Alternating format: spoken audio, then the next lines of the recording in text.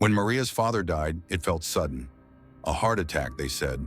No warning, no signs, just gone. At the funeral, Maria placed his old flip phone in the coffin with him. It was something he always carried, even after he stopped using it. "So we can still talk," she whispered, her fingers trembling as the coffin closed. That night, Maria's phone rang. Dad's cell. Her heart lurched.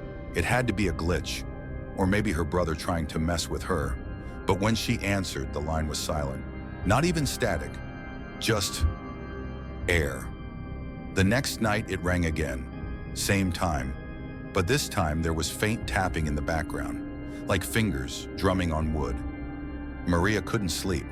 The following morning, she visited the cemetery. The ground was untouched. Her father's grave was undisturbed.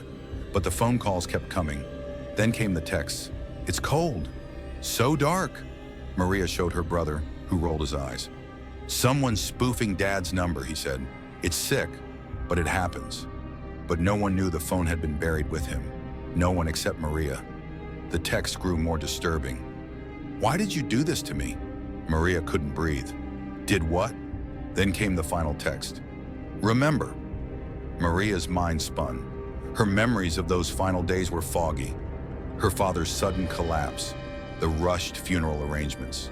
She had felt numb, like she was moving through someone else's life. Desperate for answers, she convinced her brother to help her dig up the coffin. They dug in silence, dirt sticking to their shaking hands. When they finally pried the lid open, Maria recoiled. The inside of the coffin lid was scratched to shreds. Deep, jagged gouges, like nails clawing at the wood, desperate to get out. But the body, it wasn't decomposed. It was fresh, too fresh. Her father's fingers were broken, his fingernails torn off. Maria's mind fractured as she remembered. Not a heart attack, a fight. She had lost her temper that day. Words spiraled into shouting, then shoving. He fell, hit his head against the counter. There was blood, so much blood.